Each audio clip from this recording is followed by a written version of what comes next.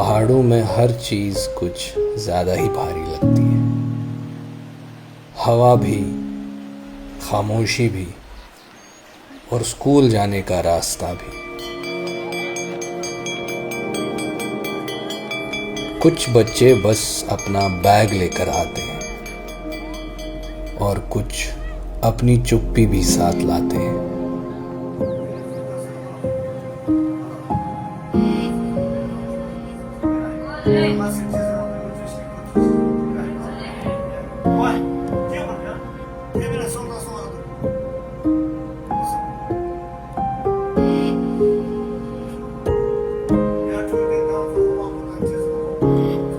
उस दिन भी उसकी नोटबुक हमेशा की तरह खाली थी।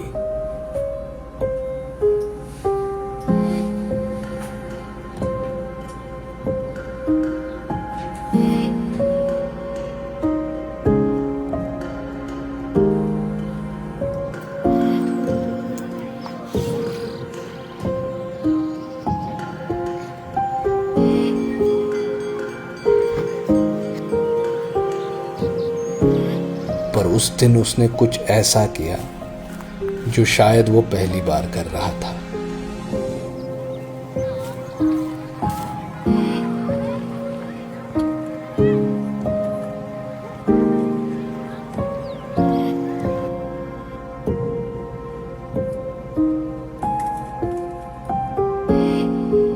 लिखने का तरीका टूटा फूटा था, पर जो उसने लिखा था उसने मुझे सोचने पर मजबूर कर दिया।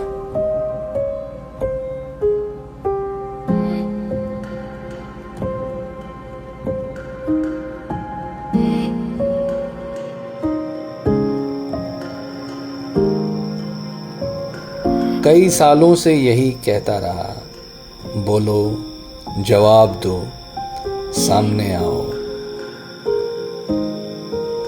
लेकिन उस दिन समझ में आया कि मैं उसकी खामोशी को कभी समझ ही नहीं पाया।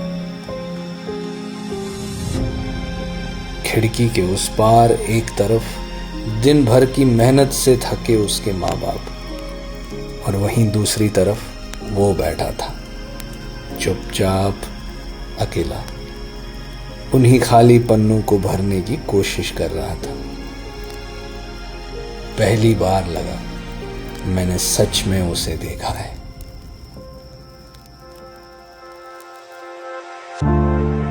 और अगली सुबह कुछ अलग थी।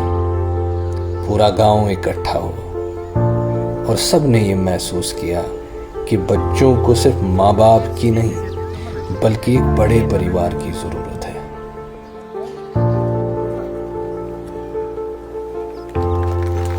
और फिर सारा गांव ही एक स्कूल बन गया,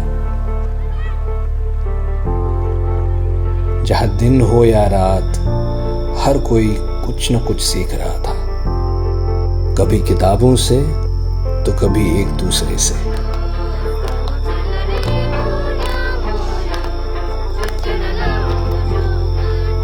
और मुझे समझ में आया कि उसे तारीफ नहीं चाहिए थी,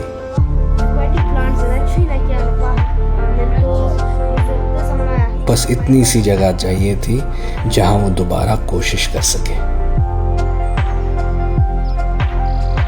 और जब वो उसे मिली तो उसकी खामोशी को एक आवाज मिल गई।